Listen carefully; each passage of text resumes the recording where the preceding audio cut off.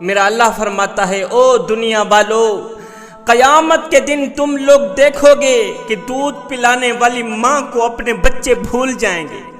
حالانکہ دودھ پلانے والی ماں دنیا میں اپنے بچوں کو ہرگز نہیں بھول سکتی، لیکن جب قیامت کا زلزلہ آئے گا اس وقت ماں کو اپنے دودھ پیتے بچے کی ہوش نہیں رہے گی۔ جب قیامت کا زلزلہ آئے گا ماں کو اپنی فکر پڑ جائے گی، اپنی جان کی پڑ جائے گی۔ اس دن جو عورتیں حمل سے ہوں گی، قیامت کے خوف اور دہشت کی وجہ سے عورتوں کے حمل ساقط ہو جائیں گے۔ میرا اللہ فرماتا ہے لوگو، اس دن جب تم لوگوں کو دیکھو گے، دوسرے لوگوں کو دیکھ کر یہ محسوس کرو گے کہ یہ لوگ نشے میں ہیں، حالانکہ وہ نشے میں نہیں ہوں گے۔ اللہ کا عذاب ان پر اس طرح حاوی ہوگا، قیامت کی گرمی، حشر کے دن کی تپش، خدا کا خوف اور دہشت ان پر اس طرح طاری ہوگی کہ یہ لوگ اپنے قابو میں نہیں ہوں گے، اپنی ہوش و حواس کھو بیٹھیں گے۔ اور سنو، جو شخص دنیا میں ڈرتا ہے اس سوچ کی بنیاد پر کہ قیامت کے دن میں اللہ کا سامنا کیسے کروں گا، میرا اللہ فرماتا ہے کہ جو شخص دنیا میں رہ کر ڈرتا ہے کہ قیامت کے دن اللہ کا سامنا کیسے کروں گا، کہ اللہ نے تو مجھے حضرت انسان بنا کر دنیا میں بھیجا اور میں تو کیڑوں سے بھی بدتر نکلا۔ او گناہوں پہ گناہ کرنے والے، ہائے چٹی داڑھی ہو گئی، سفید داڑھی ہو گئی، جسم میں وہ طاقت نہیں رہی، زبان میں وہ ذائقہ نہیں رہا، قبر کی طرف ٹانگیں چلی گئیں، لیکن ابھی بھی گناہ کرنے سے باز نہیں آ رہا۔ اور میاں اگر گناہ کرتا کرتا مر گیا، قبر میں اللہ کو کیا منہ دکھائے گا؟ حشر کے دن اللہ کو کیا منہ دکھائے گا؟ اے ہڈیاں کمبن گوڈے کھڑکن تے بدل گیا لک تیرا، اجے بھی بدیوں باز نہ آئیوں، جیو مرد دلیرا۔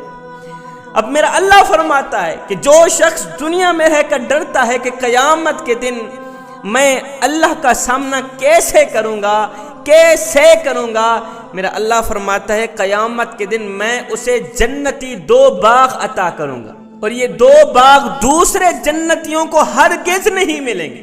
حالانکہ دوسرے جنتی ان 2 باغ لینے کی تمنا کریں گے، خواہش کریں گے، لیکن ان کو نہیں دیے جائیں گے۔ یہ 2 باغوں کا تحفہ صرف اسی شخص کو دیا جائے گا جو دنیا میں رہ کر اس سوچ کی بنیاد پر ڈرتا تھا کہ قیامت کے دن میں اللہ کو کیا منہ دکھاؤں گا۔ بعض لوگ گناہ بھی کرتے ہیں اور یہ بھی کہتے ہیں جی اللہ بڑا ہی غفور الرحیم ہے، غلطیوں پر غلطیاں، گناہوں پر گناہ کرتے رہتے ہیں، بعد میں کہتے ہیں جی اللہ میاں بڑا ہی غفور الرحیم ہے، ہاتھوں سے ڈنڈی مارتے ہیں، ناپ تول میں کمی کرتے ہیں، بیٹیوں کا بہنوں کا حق مارتے ہیں، ہر وقت جھوٹ بولتے ہیں، امت مسلمہ کے لیے ہر وقت غلط سوچتے ہیں، کانوں سے غلط سنتے ہیں، غلیظ باتیں سنتے ہیں، منہ سے گندی باتیں نکالتے ہیں، یہاں پر نفاق رکھتے ہیں، بغض کینہ حسد رکھتے ہیں، اور اکڑ اکڑ کر چلتے ہیں، ایڑھی مار کے چلتے ہیں، مسجد کے قریب نہیں جاتے، نماز کے نزدیک نہیں جاتے، پھر بعد میں کہتے ہیں جی اللہ میاں بڑا ہی غفور الرحیم ہے، میاں اللہ میاں بڑا ہی غفور الرحیم ہے، بڑا ہی غفور الرحیم ہے۔ مگر سنو، اللہ کا عذاب بھی سخت شدید ہے۔ اللہ تعالیٰ جس کو پکڑ لیتا ہے پھر چھوڑتا نہیں، اللہ تعالیٰ جب پکڑتا ہے پھر اگلی پچھلی برابر ہی کر دیتا ہے۔ اس لیے ہر وقت، ہر گھڑی، ہر لمحے اللہ سے ڈرنا ضروری ہے، اور ڈر کر اللہ سے امید رکھنا ضروری ہے، اللہ کی رحمت پہ نظر رکھنا ضروری ہے، ہر وقت اللہ سے ڈرتے رہنا ضروری ہے۔ قیامت کے دن جب جنتی لوگ جہنمیوں سے پوچھیں گے کہ آخر کون سی چیز نے تمہیں جہنم کا ایندھن بنایا، تو وہ سب سے پہلی بات یہ کہیں گے کہ ہم نماز نہیں پڑھا کرتے تھے، کنجر خانوں کو آباد کرتے تھے، لیکن مسجدوں کو ویران۔ افسوس ہم لوگ نماز نہ پڑھ سکے، کاش کہ ہم لوگ دنیا میں اللہ کو سجدے کر لیتے، نماز پڑھ لیتے، کاش کہ دنیا میں اللہ کا گھر آباد کر لیتے، ہے مسجدوں میں پڑی چٹائیاں ہمارا انتظار کرتی رہیں، الماریوں میں پڑے ہوئے قرآن پڑھنے والوں کے منتظر رہے۔ ہم نے کبھی قرآن اٹھایا نہیں، قرآن کو کھولا نہیں، قرآن کی زیارت نہیں کی۔ کاش کہ ہم لوگ دنیا میں اللہ کو راضی کر لیتے۔ ایک فقیر تھا درویش، اس نے کسی جنازے میں شرکت کی۔ جنازہ پڑھنے کے بعد میت کو دفنایا۔ میت کی تدفین کے بعد ساتھ میں ایک نوجوان کھڑا تھا۔ اس بابے نے اس نوجوان سے پوچھا، نوجوان میاں تیرا کیا خیال ہے؟ اگر یہی شخص دوبارہ دنیا میں پلٹ کر آ بھی جائے تو اب یہ کیا کرنا پسند کرے گا؟ اس نوجوان نے کہا، بابا جی اگر یہ شخص دوبارہ دنیا میں لوٹ کر آ بھی جائے تو اب یہ توبہ کرنا پسند کرے گا، اب یہ قرآن پڑھنا پسند کرے گا، اب یہ استغفار کرنا پسند کرے گا، اب یہ نماز پڑھنا پسند کرے گا۔ یہ سن کر بابا جی نے رو کر کہا، بیٹے مرنے والا تو یہ کام نہیں کر سکا، تم ضرور کر لینا، اور مرنے والا تو نماز نہیں پڑھ سکا، میاں تم ضرور پڑھ لینا، مرنے والا تو توبہ نہ کر سکا، تم ضرور کر لینا، مرنے والا تو قرآن مجید کی تلاوت نہ کر سکا، تم ضرور کر لینا۔ جہنمی کہیں گے ہم دنیا میں نماز نہیں پڑھا کرتے تھے۔ حضرت عبداللہ بن مسعود رضی اللہ تعالی عنہ سے روایت ہے کہ رسول اللہ صلی اللہ علیہ وسلم نے فرمایا قیامت کے دن جہنم کو لایا جائے گا۔ یہاں پر دو صورتیں ہیں، یا تو لوگوں کو دکھانے کے لیے لایا جائے گا، یا تو جہاں پر جہنم کو نصب کرنا مقصود ہوگا۔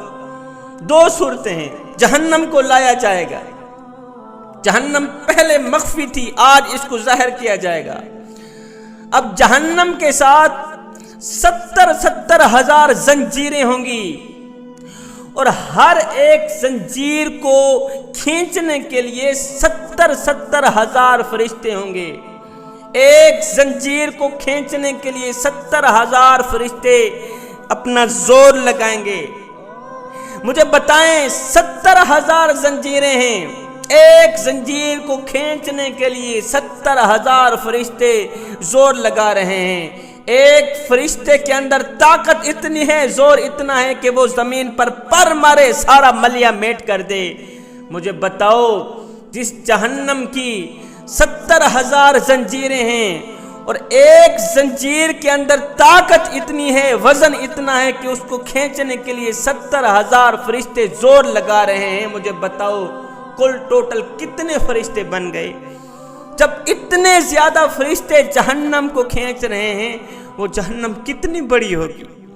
میرے رسول اللہ صلی اللہ علیہ وسلم نے فرمایا قیامت کے دن جب لوگ اللہ کے سامنے کھڑے ہوں گے، بے بس کھڑے ہوں گے، سر نیچے ہوگا، فرمایا اس وقت کچھ لوگوں کا حال یہ ہوگا کہ کچھ لوگوں کو اتنا پسینہ آیا ہوا ہوگا کہ وہ پسینے کے اندر ڈوبے ہوئے ہوں گے، نظر بھی نہیں آئیں گے، پیروں کی تلیوں سے لے کر کانوں تک وہ غائب ہوں گے پسینے کے پانی کے اندر۔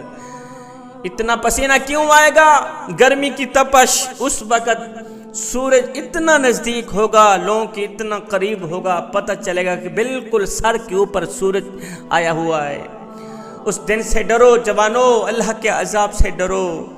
میں دعا کرتا ہوں مالک ہمیں قبر کے عذاب سے بچا، حشر کی گرمی سے بچا، محشر کی تپش سے بچا۔